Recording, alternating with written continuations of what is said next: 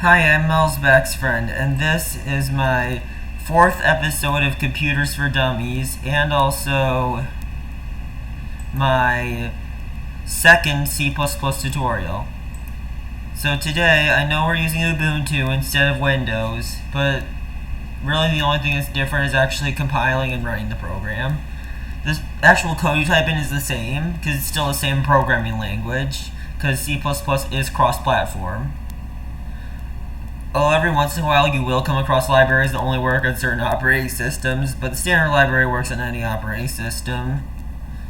So yeah, first things first, when using this program called Visual Studio Code, which is different from Visual Studio, Visual Studio Code is different from Visual Studio. They have really similar names, but they're different. So first you do file, save as. After you create your new file, do file, save as.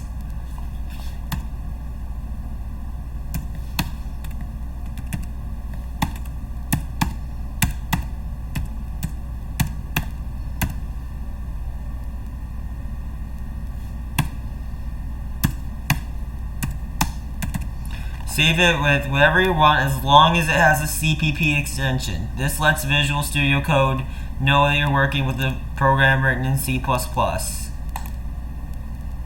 See, it just changes stuff.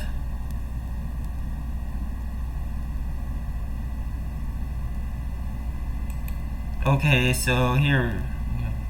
Now we can close this, we don't care about it, but let's see here. Hashtag include IO stream. And remember what I said, some tutorials will tell you to put in using namespace std after that. I always advise you don't do that.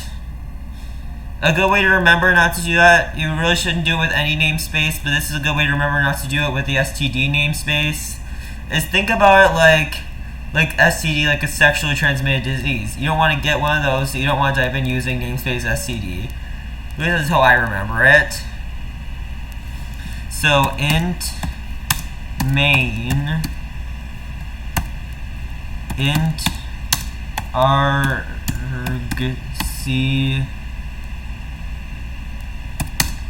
char, remember your asterisk, v brackets, and make your curly braces. And remember, this is where all your code that's run when you run the program goes. At least in these really simple programs, that's where it goes. You can have more functions than just main, but you always need to have main. But you can put more functions in than just main. This is a simple program, and we'll just be dealing with main. Okay, so first example we're going to do in this tutorial is we're going to show you some variables. What is a variable, you may ask? Well, a variable is something that is used to store data in your program. They can be changed after they've been assigned, and even can be assigned without a value and then assigned later. But if you do that, you have to make sure you tell the compiler what kind of variable it is. So I'd recommend always telling it what kind it is. Well, you don't have to when you assign it while doing it. You can do something, but I'm not going to show that in this tutorial because it's not really a requirement to know. So there are a couple different types of variables. There's int, which is an integer. So let's do int age equals 17.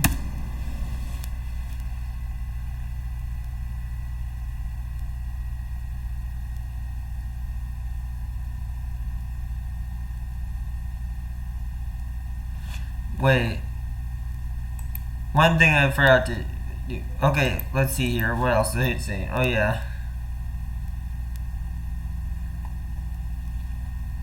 So that's int, which is an integer, meaning a number with no decimal. If you want to do one with a decimal, there's a couple different options. There's float, and there's double. The difference is that float can't store as big of numbers as double. because there's always a maximum that things can store, and double is higher than float. So let's see here.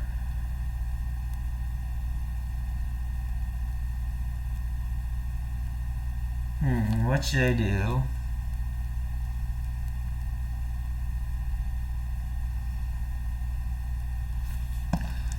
Let's see here. What's a good example where I can use a double?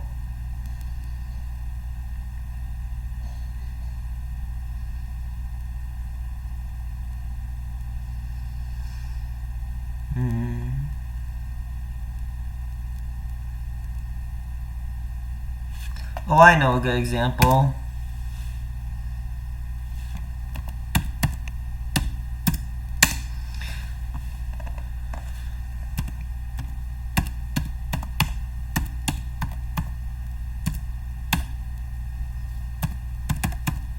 So remember, variables cannot have spaces in their name. That's something you should always, always, always remember. You cannot put a space in a variable name.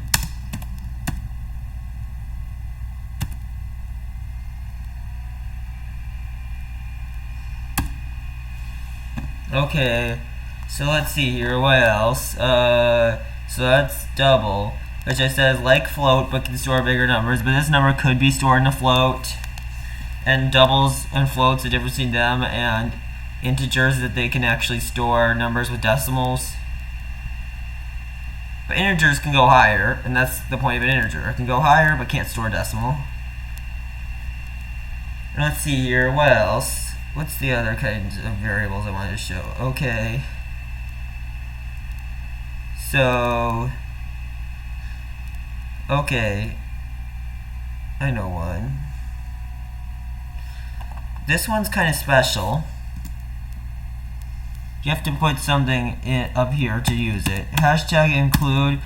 Now we're using a header other than IOStream. String. Hashtag include string. What that does is that allows you to use these variables called strings. A string is text stored to a variable. So std : string. It's like a string is actually something using an std namespace, so you have to do that. Because remember, you didn't type in using namespace std, which I told you should never do. So you're always going to do std : before string. And then other than that, to assign normally, name equals Ben. And now char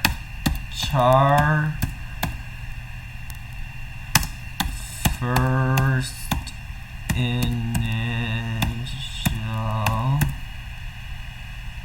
Did I spell that right? Yeah, I did. Equals. These go in single quotes. So the difference between char and string is that string is text, char is a single character. There is also a kind of string that's more primitive, which is an array of characters, which I'll cover in a later lesson, but those don't require hashtag include string, but the kind I use here does. So let's see here. Let's see here. So what else do I want to do?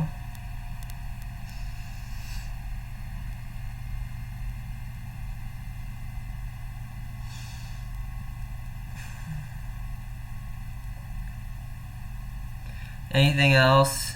Let's see. Actually, let's see here. Anything else I want to cover with like types of variables? Oh yeah, there's one more type I want to cover. Boolean, shortened to bool, where it's a type of variable that's either true or false. So let's see here. Bool. Let's see, what's a good thing for true or false?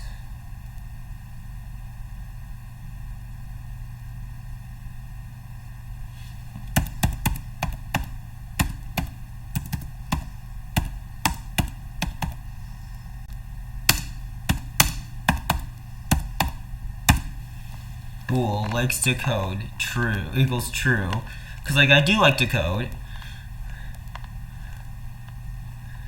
And now I'll show you something.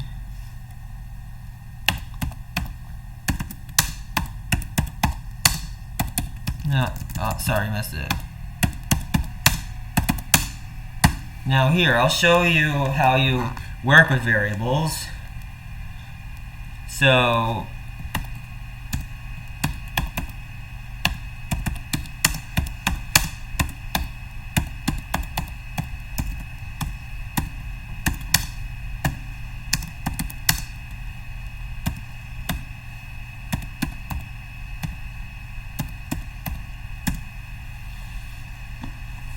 remember, put that space there, otherwise it's just going to look weird because think about this. The colon right here, if that were at the end of the string instead of the space, it would just do no space in between the colon and what we have stored as a variable.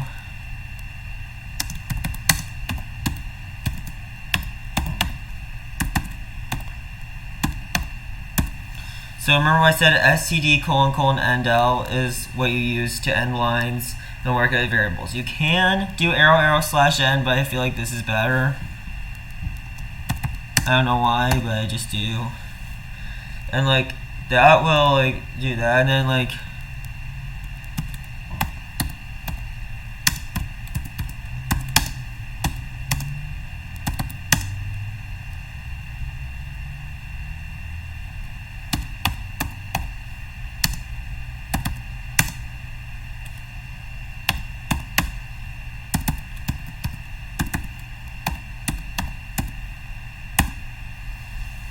okay, let's see here.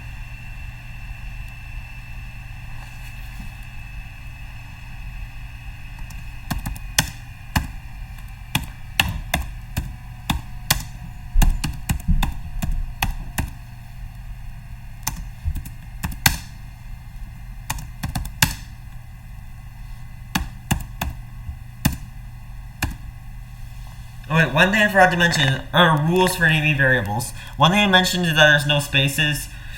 One other thing I forgot to mention is that, speaking of no spaces, it's only alphanumeric characters and underscores, meaning you cannot put in anything other than a number, letter, or underscore. Underscore is what you do if you do shift and then dash. Well, it's called hyphen. That's what it's called, hyphen. But like, or whatever you want. Actually, you can call it either one. I just remember you can call it either one. But like, that symbol, the one you do by doing shift hyphen, that is called an underscore. That, numbers, and letters are the only things that can be in variable names. And they cannot begin with numbers. And they cannot be just numbers either. That's the other thing about variable names. They also, let's see, anything else I wanted to mention? Is there anything else I wanted to mention about rules of naming variables? Oh yeah, they can also not be named keywords in C++. What that means is you can't name a variable something that's like something you type in to do stuff. Like you can't name a variable, for example, return, because remember return 0? Remember that? You can't name a variable return because of that. So no C++ keywords either.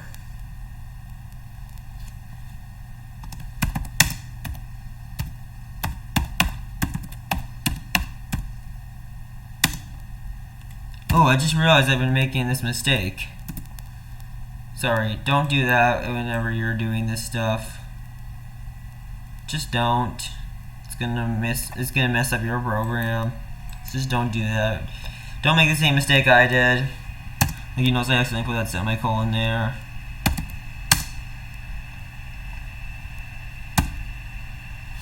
But did I do it anywhere else? Let me just double check.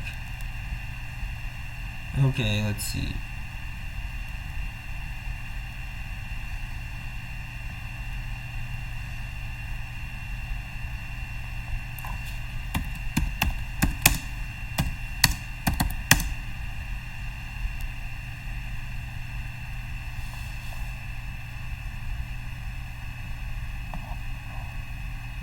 No,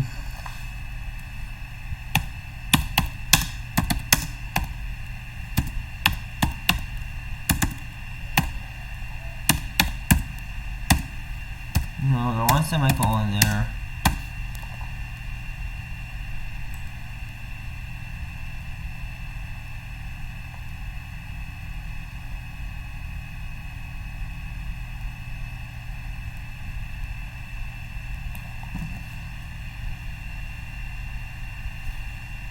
Let's see here.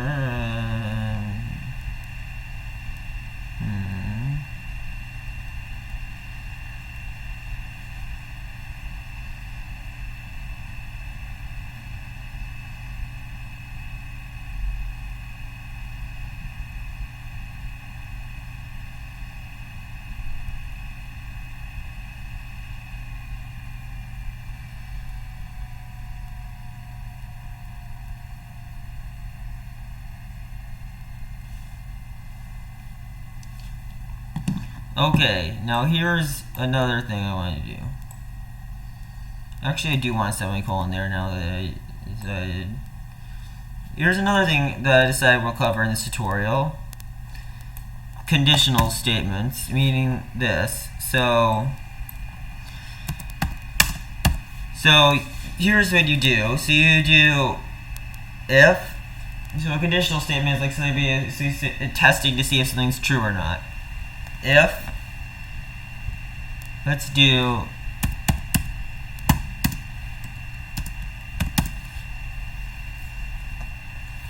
so let's see here. What that basically says is, so basically an if statement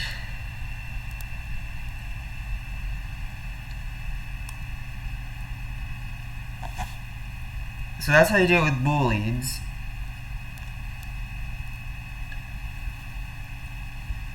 But you make it so that it's like that's like if the Boolean is true.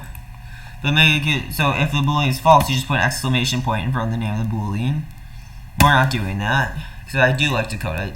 I do like to code, so we're doing that.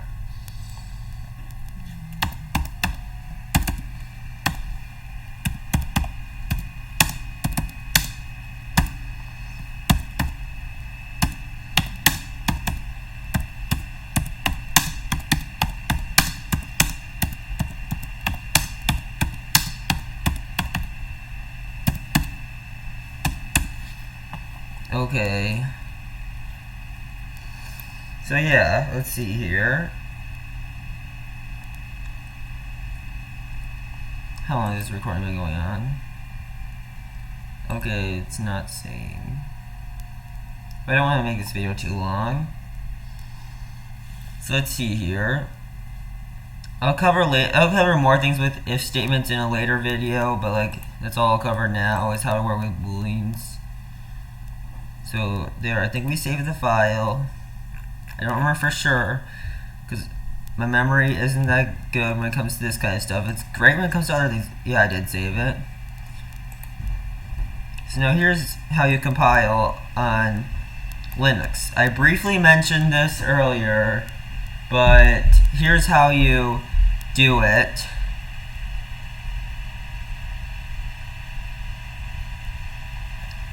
G++, you might not have this command installed. If you do, you're going to have to install it with apt-get.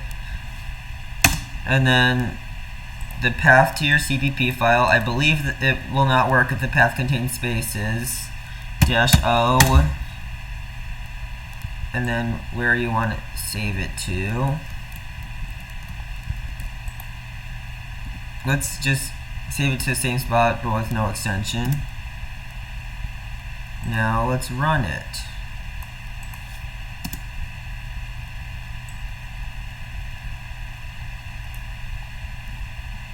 You see, notice it got rid of the decimal because it didn't need it, but yeah, that's just how it works. Now let's talk input, meaning how to store stuff to variables while the program is running, instead of doing it like when you've already compiled, instead of doing it while you're writing the code. Okay, so here's what you do. Do that. basically get rid of your stuff here.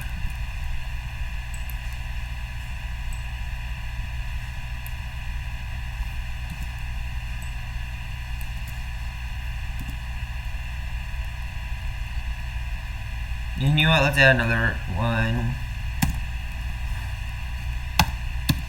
Actually, I will cover some more stuff with if statements in this tutorial. Actually, I decided.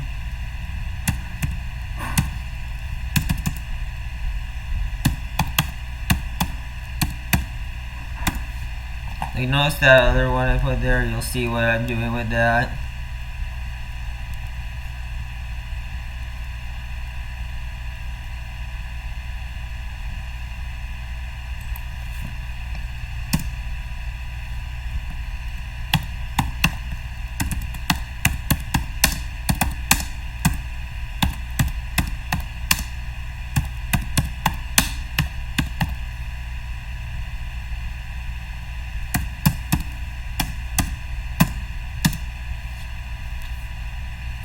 Okay, this is kind of interesting what you do.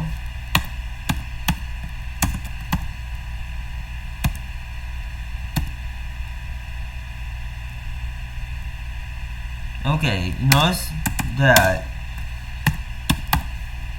So what that basically says, here's what that says. So the difference between cout and cin. Cout, like I said before, is answer console output, meaning what to output in the console, meaning what to show here. Cin, however, is console input. So what that means is basically what gets input into the console gets stored into this variable. The arrows are basically the direction of where stuff is getting stored to. That's how I remember what kind of arrows to use.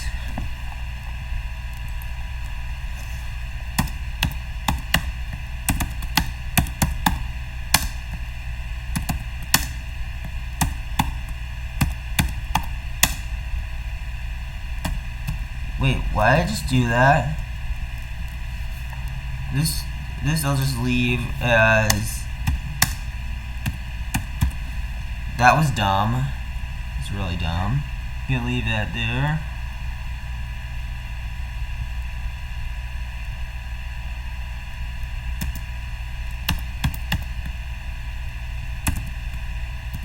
I'll do this first.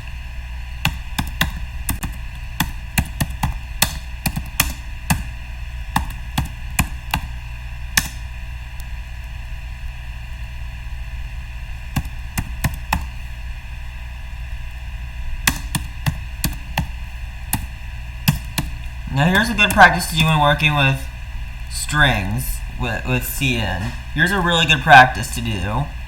Don't just do cin arrow arrow and then the name of the variable. Don't do that with strings.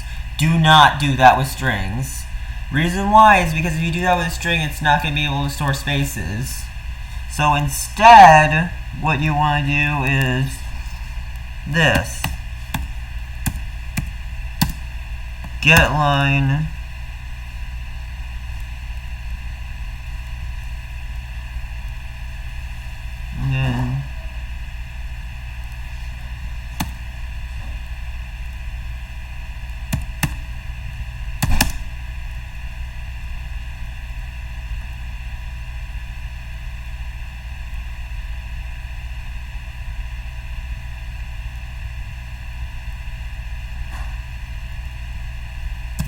No.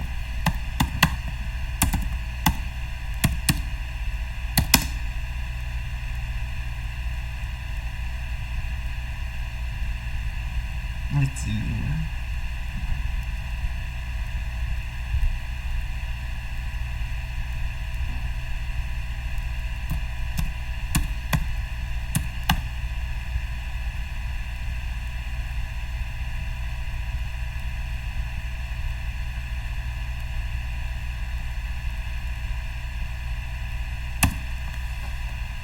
So that's a good practice to use the getLine function. Because if you use the getLine function with cin, it actually allows you to store spaces. If you don't, it's not going to allow you to store spaces. It'll just skip some stuff if you put in spaces.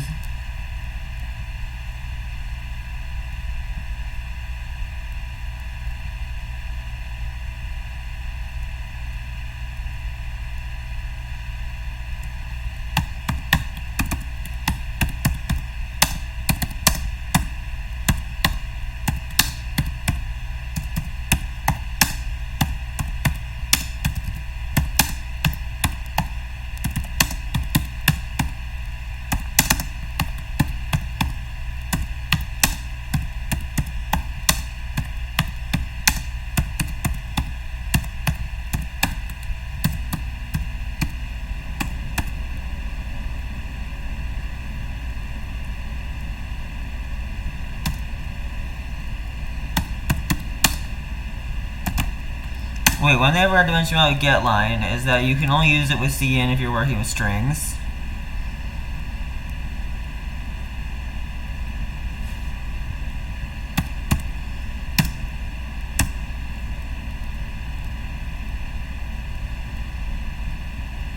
Oops, forgot something.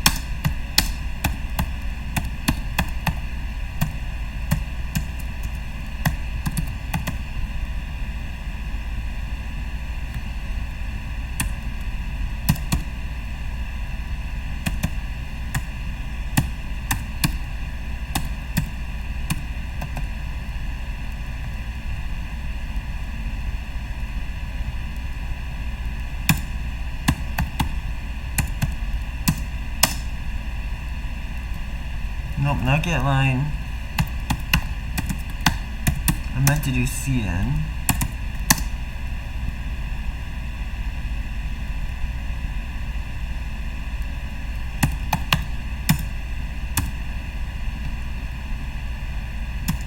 Okay, now here's another thing with if statements.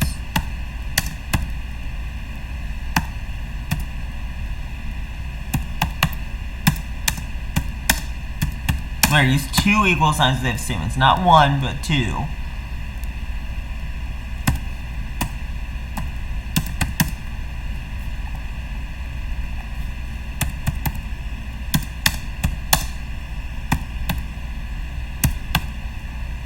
Oops, that should go higher up in the program.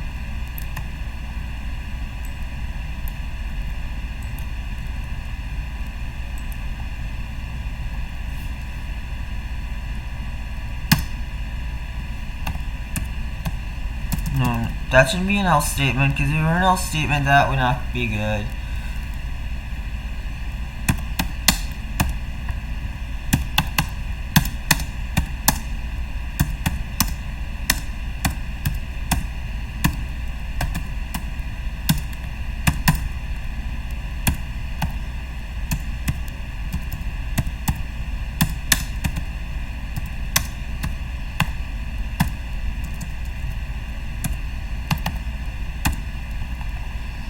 Okay, you know what's one thing we should actually do, just in case someone does capital? Okay, that means or. The two pipes like that means or.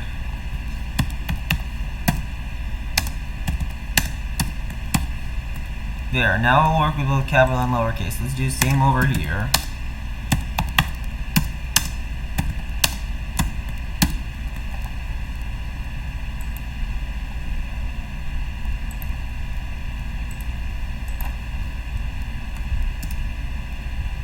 Oops, how did I forget my semicolon? Remember guys, don't do the same thing I did. Remember your semicolons. Now let's run the program.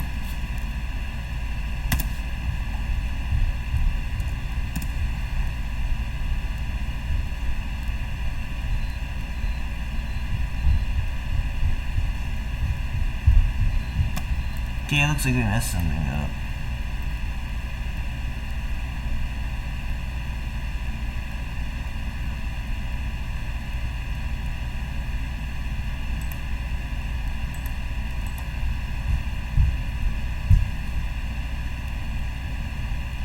How was it that I'm trying to remember how I did that in that other program. I'm just gonna be lazy and make it so that it is. Cause I just don't remember how I got the typing in spaces to work before. I just don't remember how I did. But I remember getting it to work before. Oops. Forgot something.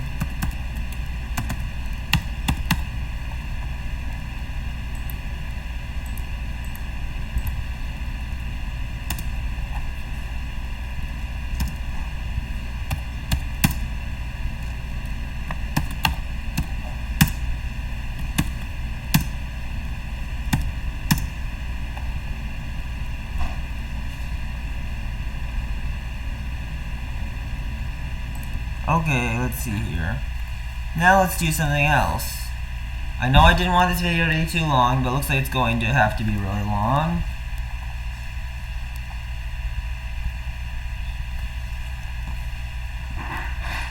But like, here's the next lesson. Not lesson, but like, here's the next thing I want to show.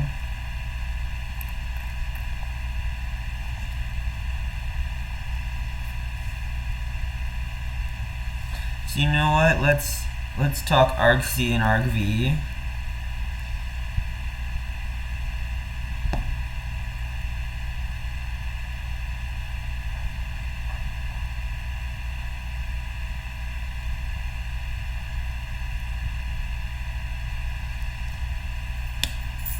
Yeah, let's talk argc and argv now.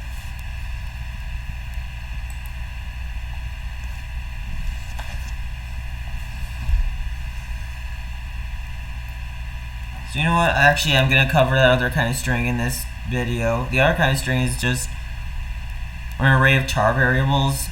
I'll talk about arrays later.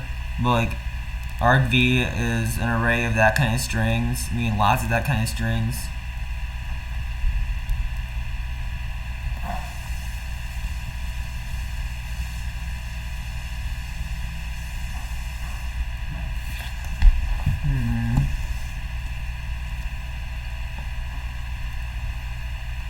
Let's see here. How many CNs do I have? That 1, 2, 3, 4. Is that it? Yes.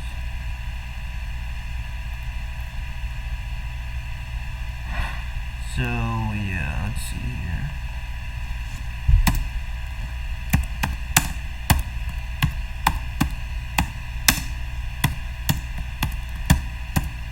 Okay, what that means is if it's not equal to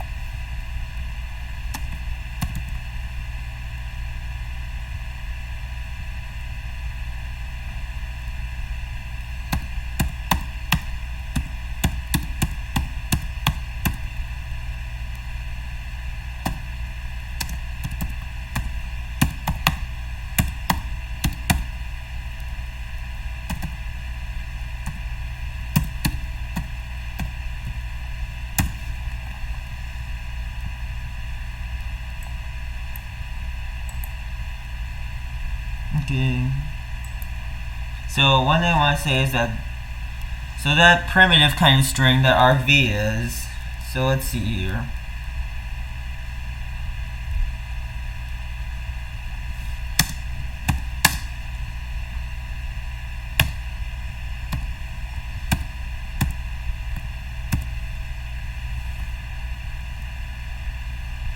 Let's see here.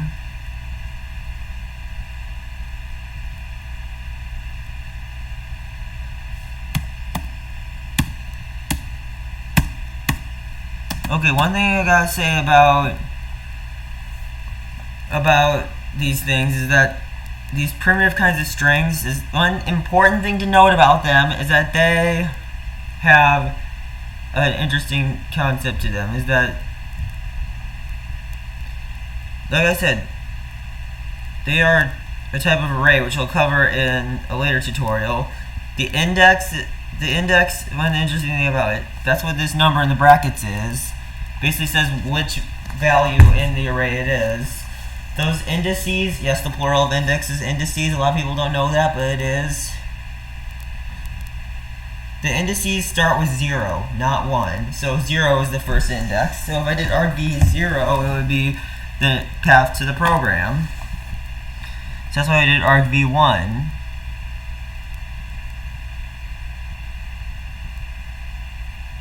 We don't need this.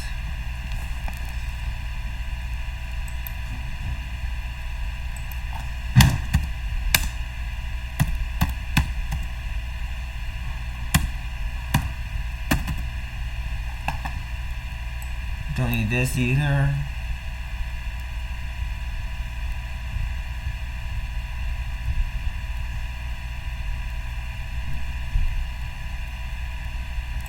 Okay, I think the best way to do this would be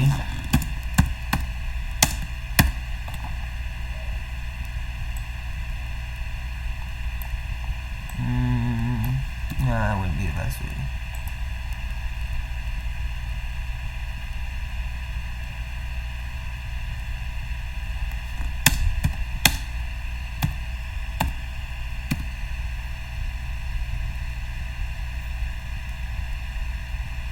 Is that really the best way to do it? I'll just compile a program and see what happens, because I really don't know.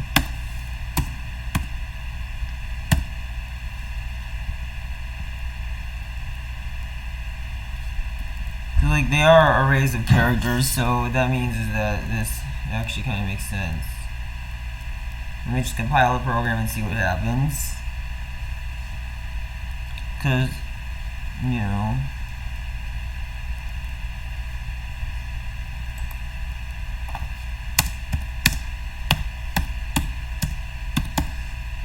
I actually don't have that much experience with argv and argc.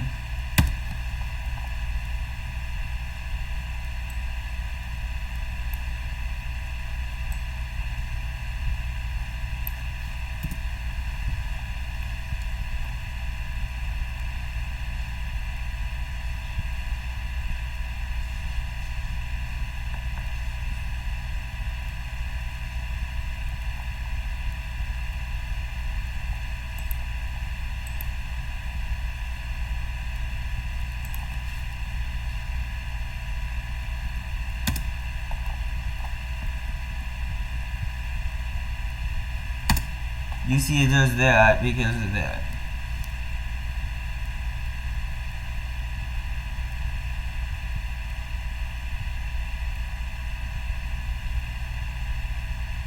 Yeah, it's something I should change actually.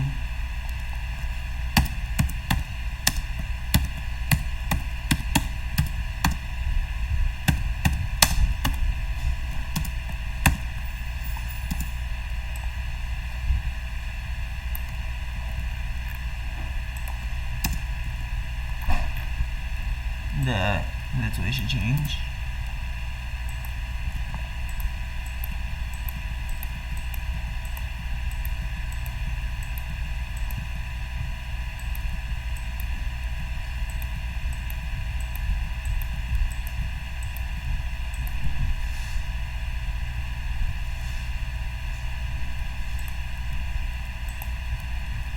No, I did not mean to open Audacity.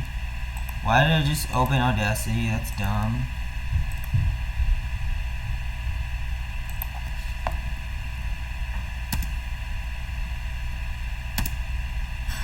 Do you see that makes it so it doesn't show the crash handler, what I just did?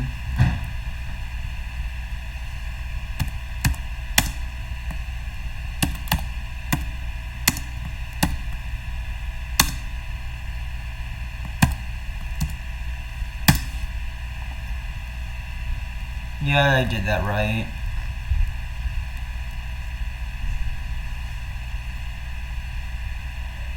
Okay, so yeah.